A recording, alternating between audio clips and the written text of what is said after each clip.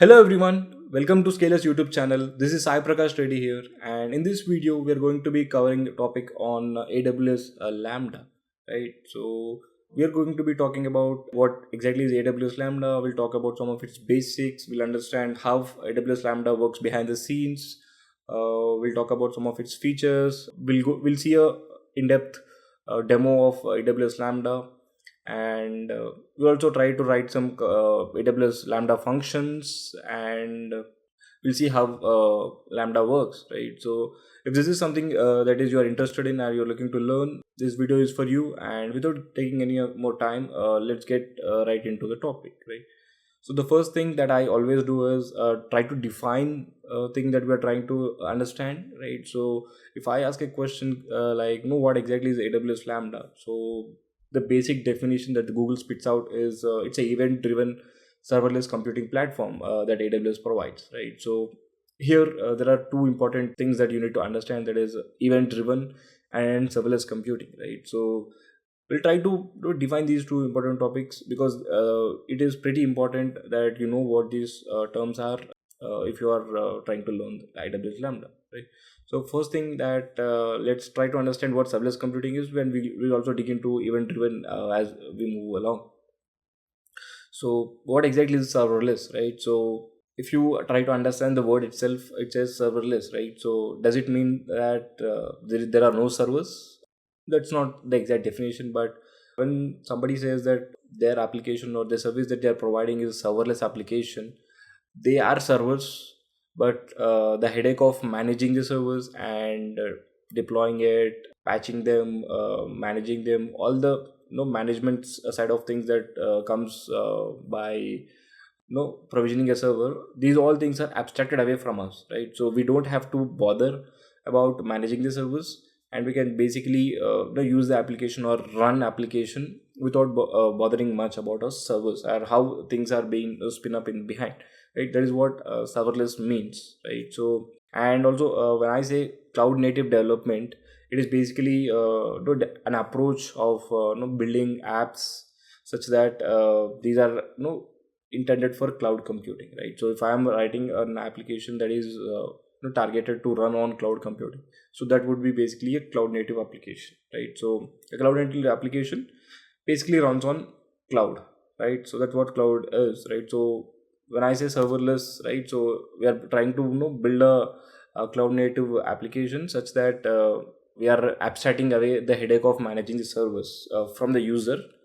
That is what a serverless service means, right? So now trying to tie all these into a simpler definition, if I try to understand AWS Lambda again, right? So it's basically a compute service that lets you run your code without managing your servers or provisioning your servers, right? So and what does that mean? You can basically upload your code and it will be run on demand, right? So you don't need to worry about servers. You don't need to wait for the servers to be deployed or they are spin up and they are active. All this stuff is abstracted from you.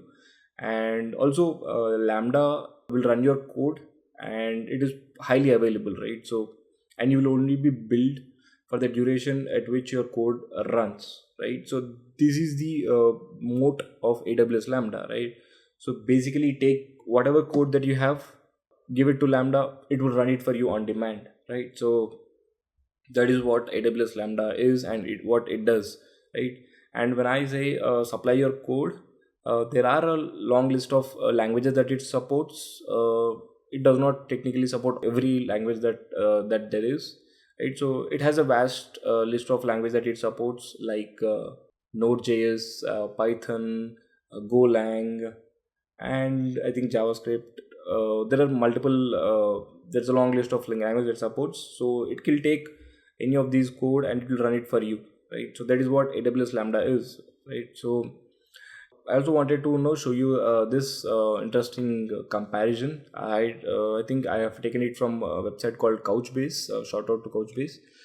So the thing that I wanted to highlight here is the difference between serverless and all the other conventional modes of computing, right? So when I say virtual machines, we are basically having a hardware, and you are providing your machines, right? So the scale would be number of machines that you have added, right? So did I take two machines, three machines? That would be a unit of scale, right? So when you are talking about computing model where you're using virtual machines, you'll be talking in terms of number of machines that you're providing. The same thing, if you look in serverless, you don't need to care about what machine it runs. All you need is functions, right? So what are the number of functions that you're running, right? So each piece of code that you run is basically a function, right? I mean, that's what function is, right? Function is a piece of code that you run, right? So the abstraction is done on hardware. So whatever GPU, CPU that you have, it is being abstracted, and you are being provided with a machine that can run anything, right? So and when you are using virtual machines, it is being packaged using your AMI. So when I say AMI, is basically your ISO files. So AMI stands for Amazon Machine Image. That could be your Unix, your Ubuntu, Linux, Windows, whatever AMI that you're using, whatever OS that you're using, right? So that is what you use to package in virtual machines, whereas in serverless, you're only packaging your code, right? So you basically deal with code, right? So that's the important difference that you need to understand with serverless, right? So you talk in terms of functions, and you talk in terms of code, and what is the language runtime that you're using, right? So is it Python, is it Node.js, etc., compared to another, if you're using virtual machines or containers, right? So for example of them would be Amazon EC2, right? So talk about what AMI that I'm using, and what is its OS, and how much time that I will be running it, all these kind of stuff, right? So you probably, if you're using AWS EC2, right, you probably are going to run it for a longer time, right? So hours to months, even years, right? So if it's running some sort of production application, we generally try to keep it running 24/7, right? So that's what virtual machines are, and AWS Lambda is one of the head of all the serverless applications, that services that AWS provides, right? Also, before we move along into another topics, I wanted to make sure we all are on same page with different types of computing models, right? So basically, in cloud computing, there are different kind of models, right? So namely IaaS, CaaS, PaaS, FaaS. We also have SaaS, SaaS. SaaS is a big buzzword these days, right? So each of them are basically types of computing model, and these are each of them differ from one another based on how much abstraction does vendor does for us, right? So how much does customer has to manage, and how much does a vendor abstracted from us. It's basically a kind of a mutual understanding between vendor and customer. They decide what does come under vendor's responsibility, what comes under customer's responsibility. If I talk about IaaS, so IaaS stands for infrastructure as a service, right?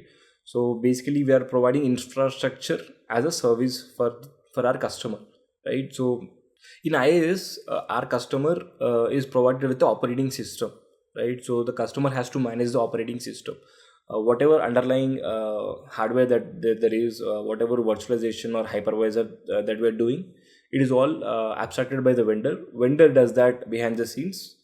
The customer is provided with a operating system. EC2 is a good example for infrastructure as a service, right? So we also have container as a service, where basically the customers are provided with containers on which he can run his applications, right? So this is what customer is managing, and everything above, right? So these graphs are given in such a way that things that you see in blue are abstracted by the vendor, and everything above is customer managed, right? So coming to PaaS as in platform as a service. So you will be provided with the entire platform, right? So you will have your operating system, containers, runtime, everything is there. Customer only has to manage his application, right? So that's what a PaaS is. And the important topic that we need to understand here is FaaS, right? So FaaS stands for function as service, And the reason for me to bring this up is AWS Lambda is a FaaS, right? So it basically provides you a function as a service, right? So the vendor abstracts away everything, right? So the runtime, container, everything. As a customer, we only need to manage our functions, right? So everything else is taken care by the vendor itself. That is where again serverless, the idea of serverless comes in, right? So this is what FaaS is, and AWS Lambda is a pure example of function as a service. So you will be provided a function and you can manage your functions as you need, right? So that would be a unit of scale, right? You will be running functions in your FaaS applications. You will be running your operating systems on your IaaS, right, and so on, right? So this is some understanding I wanted to bring along. And let's talk about AWS Lambda, right? So you remember we previously defined that it's an event driven serverless compute service, right? So what exactly is a event driven, right? So event driven, not only in this context, but there are many architectures, or as we call as event driven architectures, right? So where everything is tied around an event, right? So event is generated and event moves through different stages, and entire architecture revolves around the event, right? That is what event driven is. And as you have guessed, AWS Lambda is also event driven service. So in AWS there are multiple number of services which can trigger events, right? So these events can be listened by AWS Lambda such that it can perform its action, and there is a interconnectivity between multiple services, right? So AWS Lambda is highly decoupled. It can be used in conjunction with a plethora of services that AWS provides. It can be easily linked with your S3, your API gateway, your CloudWatch logs, your DynamoDB, right? Almost any service that can fire an event, AWS Lambda can listen to those events, right? So it's a event driven service, right? So it listens to events, perform action, right? So we have services which can generate events, and we have our AWS Lambda which can listen to those events, and it can perform or it can run some sort of code, right? So that is associated with that event, right? So this is where the idea of event driven comes into the picture, right? So now that we understood the basics of what AWS Lambda is, I wanted to take this moment and move into our demo, right? So let's go into demo. I'll open my browser and we'll log into our AWS console, and we'll see step by step what exactly is AWS Lambda. You open my guest window. I'll log into my AWS console. So this is a special link that I used. This is a link that I use to log in as an IAM user. So if you're not sure what exactly is IAM, right? So I've made an entire video on IAM prior to this. I suggest you to watch the IAM video so that you have a better understanding and you are starting from the basics, right? I'll log in as an IAM user.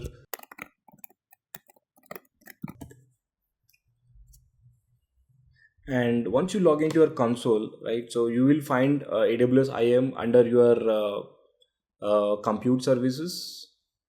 If I go into compute, I can see that I have AWS Lambda, right? So the tag that AWS gives to Lambda is run code without worrying about your services, right? So as a moment you enter into your Lambda, right, so you will be given this sort of UI, and you see, right, so we are talking about in terms of a function, right? The scale that you are using is function.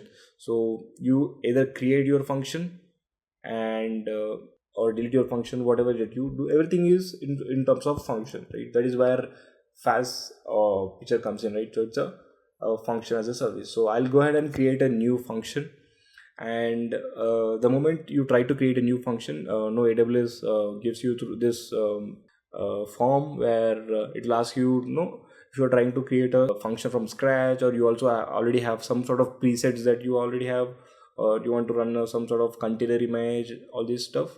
right? So for your demonstration purposes, we'll go with a scratch. We'll build a AWS function from scratch, and I'll call it as a scalar demo function. And the runtime that I'll be using is Python 3. Python 3.8. This looks good. So this basically defines what language that you are trying to use here, right? So I'll be writing as a Python code. You can write Node, Python, Ruby, all any other language that your team uses, right?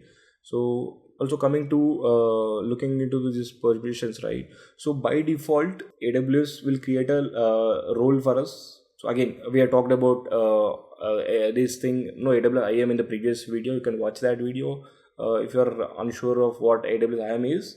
So it will basically create a new role for us with the basic permissions. But if there's already a role that you already have created in order to use your AWS IAM for your Lambda functions, you can use that. So I don't have any AWS roles already created, so I'll go with a new role with the basic permissions right for now, so that if I need to add some permissions, I'll let you know, and I will add it on the demo itself, right?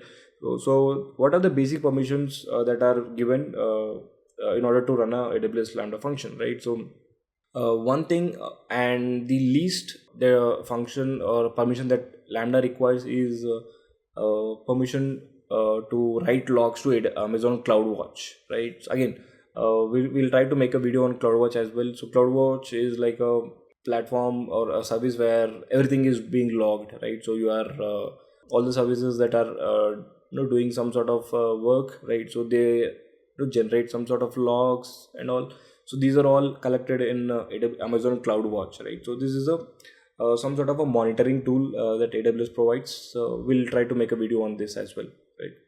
So if I go into advanced setting, I can do code signing, function URL. This is a new feature that was introduced here. Again, we can go into advanced settings once we are good with our basics, right? So let's create a function.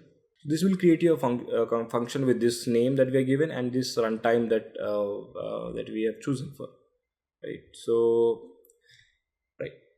let's also talk about what happens behind the scene when you run your Lambda function, right? So AWS it takes your request that okay, this person Sai Prakash, he wants to run this particular Lambda function. So it takes that request and it will see it will look for the servers that are already up, and it will take your code, it will deploy your code onto that compute, and it will run it, and whatever result that it is given, it will spit back those results for you, right? So again, in the background there is a lot of stuff happening, like load balancing, all this stuff, but Amazon basically abstracts us away all these managing things for us. You basically write your code and it will be run for you on demand, right? So right off the bat, so you see that we have a sample code for us. So it's basically a hello world code, and I'll want to talk about some things, right? So you see that we have a function called as Lambda handler, right? So we did not define it, so it was created by default for us. And basically when I run this function or test this function, so this is the function that is invoked, right?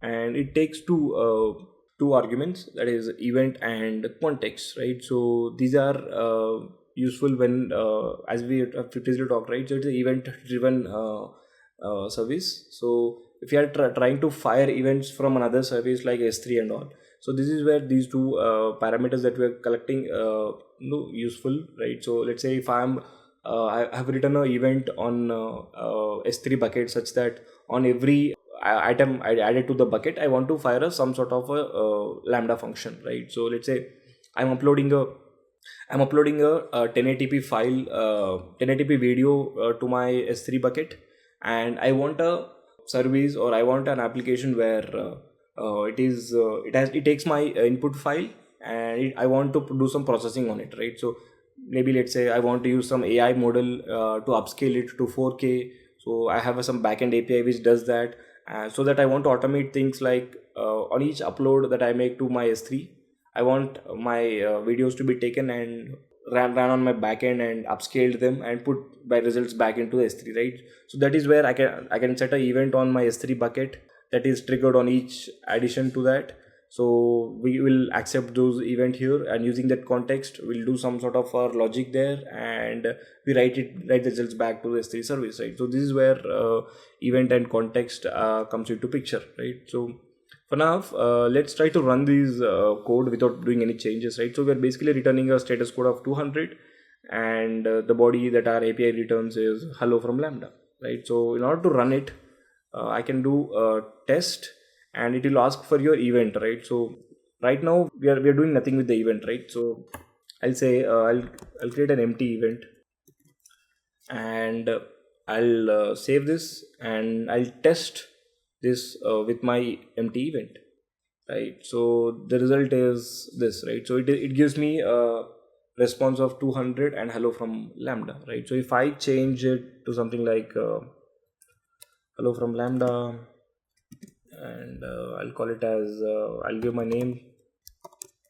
say this is my name, and I'll define my name as, let's say I'll call it scalar audience.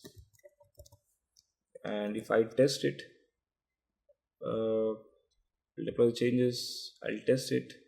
Probably I should have done the other way. I should test and then deploy. So you see that the response is changed, right? So hello from Lambda to scalar audience, right? So basically you can write your Python logic here, and it will be ran in the same way that you ran your any other Python code, right? So this is how AWS Lambda works.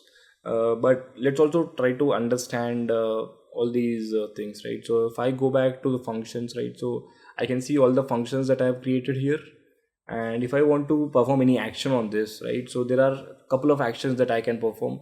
One is I can test that.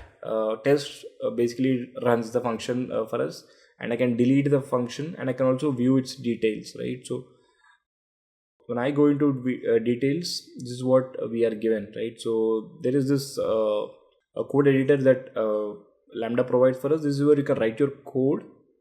But if you think that you're working with a bigger project, let's say you have some 30 or 40 files that you are running, and this is not a easier way to deal with this, right? So you can basically upload your zip file, right? So you can build your code on locally, test it on local, and basically package it into a zip file and upload it into your upload your zip file here, right? So I can upload my zip file here, and this will basically overwrite all the previous code that is there here, and it will run that code, right? And apart from that, I can also take code from a S3 location, right? So I can basically save all my project into an S3 location, and I can basically read it from the S3 directly, right? So that whenever if I want to make it changes, right, I can directly make changes into my S3, and it will automatically can be uploaded from there, right? And if you are going to some settings, right, nothing that is important. Okay, let's go into configuration. There are things that we need to understand, right? So by default, a function that you create, it comes with a memory of 128 megabytes. So this is basically the RAM that it is being allocated, and the storage would be 512 megabytes, right? So this is the default allocation. Again, it automatically scales with your usage, right? So if you want, if you're running, let's say, a bigger project which requires, let's say, 2 gigabytes of RAM, so you can basically configure it here. Let's say if I want to configure it, I think it supports still 10 gigabytes of RAM, which is more than enough for a function, right? So if you think about it, we are basically running a function. So let's say if I want to let's say 2048, right, so that would be 2 gigabytes of RAM, right? So 2 gigabytes of memory, I can provide that, and this is how you can configure your Lambda, right? So the amount of storage, and thing is to remember is that if you change these values, automatically the price also changes, right? and the storage as well. You can have up to 10 gigabyte of storage. You can view the pricing here. And there's also a timeout, right? So what is a timeout? Timeout is the amount of time Lambda waits for the function to execute, right? So let's say for some reason your Lambda function got stuck in some doing some work, right? So it will automatically gets timeout in 3 seconds. So this is the default timeout. So you can automatically change it. So if you know that you are running some sort of a transcription jobs or some sort of a scraping job, and you know that it will run for, let's say, 2 to 3 minutes, you can basically put a higher timeout. But again, the higher the timeout that you are allowing, right? So that's the longer time that AWS Lambda allows the function to run, and you will be billed for the same, right?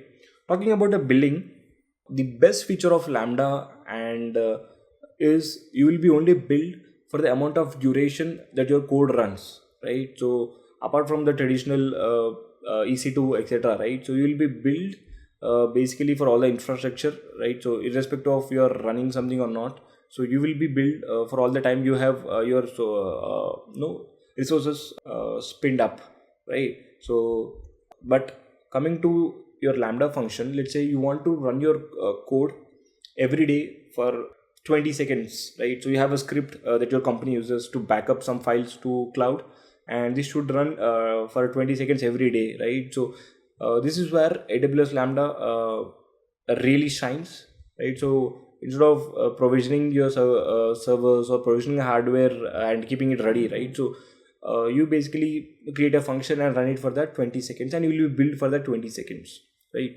And the billing happens in steps of, I think, 100 milliseconds. Let's say if your code runs for, let's say, 2 milliseconds, you will build for 100 milliseconds, right? So that is the base. And if your code is running for, let's say, 540 milliseconds, right? So you will be billed for 600 milliseconds, right? So 100 milliseconds is the base, and you will be billed on steps of 100 milliseconds, right? So that's the core feature and core killer feature for Lambda, and that is why people like to use Lambda, right? So it is cheap for certain use cases, right?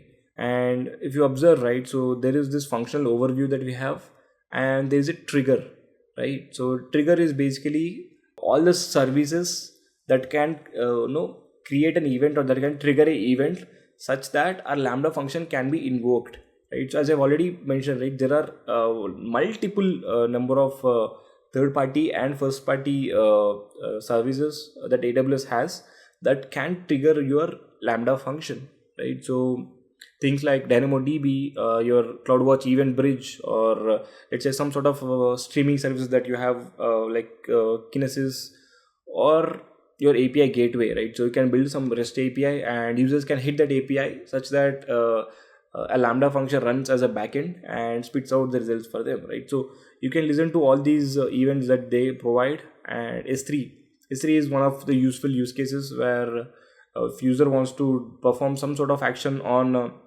uploading files etc., this is where you can use this. We'll probably do a demo on that. And basically you have SNS, your notification service, and your queue services.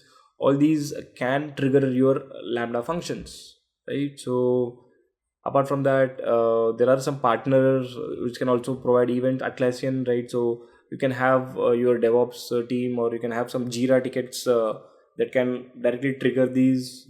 You can have identity providers, and there are multiple services that can trigger your AWS Lambda. So this is where you can trigger them, right? You can also have add destinations, things like, let's go back. If I want to add destination, right, so I can spit out the results of Lambda function to an SNS topic, or I can write it to some sort of a queue, or I can have a chain of Lambda functions, right? So I can have a Lambda function A which does the transcription job, and I can have a Lambda function B which takes the result of the transcription job and uploads it to some sort of a service, right? So you can connect your Lambda functions, or you can also write to some sort of event bridge, right? So these are some of the targets that you can set. These are some of the destinations, right? So basically these two things, right? So these two, adding trigger and adding a destination, these are some killer features that lets Lambda to be a highly decoupled service, right? So AWS Lambda, as we have seen in the list, right, it can talk to almost all the services in AWS that can take advantage of events, right? So if there's a service that has some sort of event or some sort of a queue, and you are sure that no AWS Lambda can work with that, right? So coming to the monitoring, so we have talked about CloudWatch, right? So CloudWatch is some sort of a metrics aggregator. So this is used to monitor your usage and everything that's happening with your service, right? So if I look into some of the metrics that I have, I can see that over the time, whatever requests that are happening and how much duration we are running the server and invocations, these are near real time. I won't say it is real time, these are near real time. So if I reload for some time, we might see some invocation, right? So yeah, so you can see that in this region there is one invocation happened, right? So and it ran for like 1 millisecond, right? So there are no error rates, error rate is 0. And I think delivery types, throttling, concurrent executions if you are running multiple concurrently. So all these stuff, these are basically a metrics dashboard. And we already talked about configurations. You can pass environmental variables, right? So if you are having some sort of API key, they can be created as environmental variables, just like you do with any other GitHub or any other project. You can have your VPC configuration, all this kind of stuff, right? So you can go into each of them and explore it on your own, right? So you can have aliases, basically function, we can have a alias to a function, so that instead of calling the function directly, you can call it the alias as well, right? So again, we can have multiple versions of it, right? So you can give some updates to that function, right? So these are everything that you need to know about AWS Lambda, right? So let's also do a small, right, let's write a small function such that no it returns us, it calls to some API and it returns us some results, right? So just to see what is possible with AWS Lambda. So I was thinking, there is this API called that returns us jokes, right? So if I go into here, I should see some endpoint. Let's say let's look into some programming custom. I'll go to custom and let's say I want to look into some programming jokes, right? So this would be my API endpoint, and if I hit this endpoint, I'll get a joke each time, right? So a programmer put two classes on his bedside, we will receive a full one in case he gets just an empty one in case it doesn't. That's a programming joke. So this API, each time that you hit, you'll get a programming joke, right? So this is setup. Why was JavaScript developer sad? Because he didn't know how to express himself. Okay, that's funny. Let's do that. Let's create a function that can hit this API and provide us the results, right? Again, it doesn't make a complete sense, right? So we can directly call an API. Why do we need a function, right?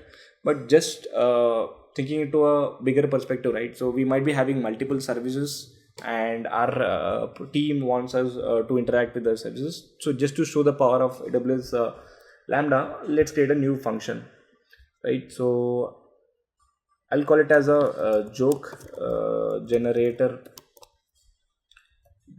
Let's say joke generator function,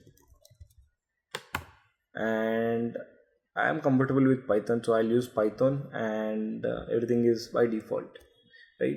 So in an ideal scenario, you might be having some sort of a database with your company from where you'll be retrieving the results, right? In order to simulate that, I'll be hitting this API to get those results, right? So I think I need to use import requests to hit this API, and let's say I'll call it as response is equal to request dot let me google it, make API request Python. Let us copy this request, this, and put it here. So let me give my API here. So my API would be so this would be our API which returns us right. So again, as I said, just ideally you would have some sort of a database service that you might be storing. So think a bit of as some sort of a service that you are running, right? So this could be returning the returns directly from DynamoDB or Postgres, etc.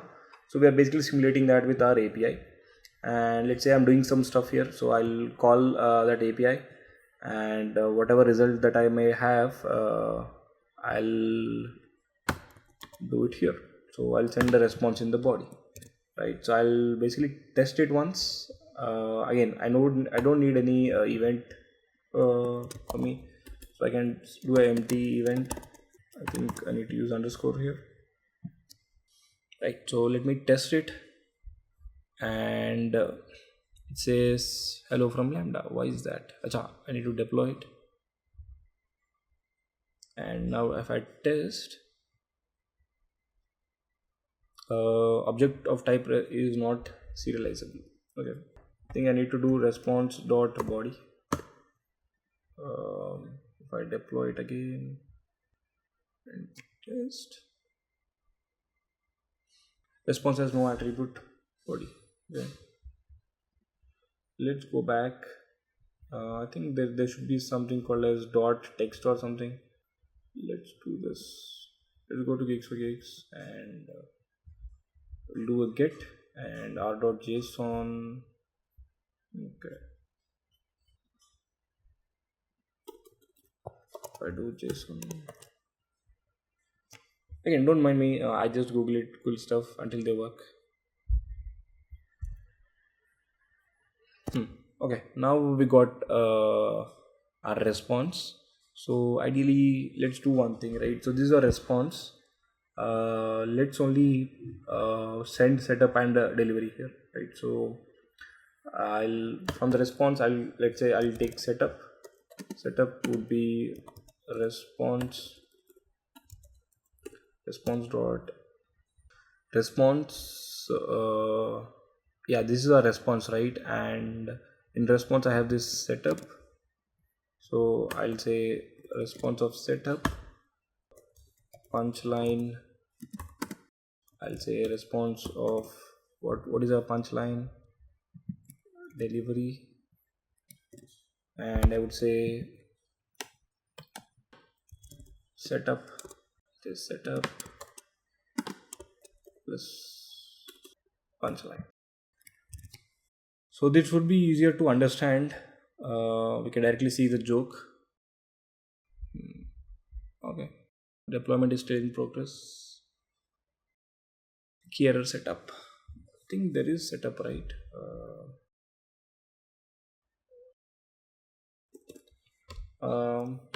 I'll just forward this part and I'll just debug this and we'll see the response here. So I have this.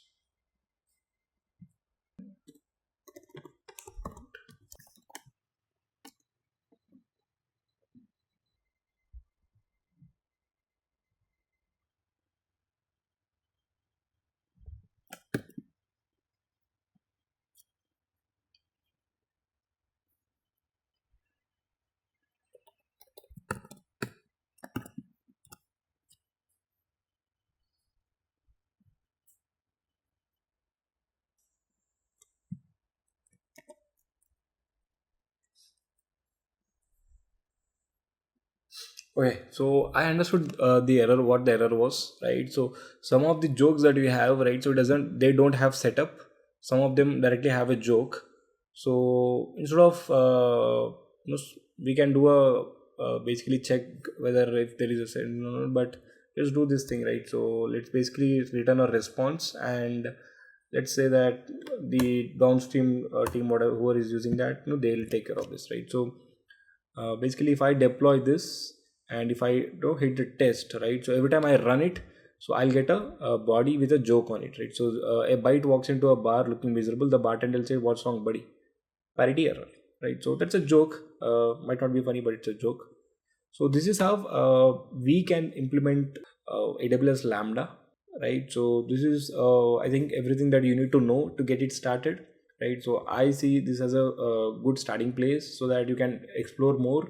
And again, functional URL is something which is recently got launched. So basically what this does is you can directly invoke a function with the URL, right? So previously what we used to be done was you need to add a trigger, let's say add a trigger with API gateway, and you can create an let's say REST API. And let's say if I want to keep it open to everyone, so if I add this, so what happens is there's a trigger that is generated, right? So, and so the trigger would be this URL, right? So if I hit this URL, so it will automatically give me result that the API is giving, right? So in order to hit that URL, so I'll be hitting with this API, right? So this one, right? So this thing I can let's say I can give it to my team who uses this. So let's say I'm hitting this API a bunch of times, right? So I'll reload it.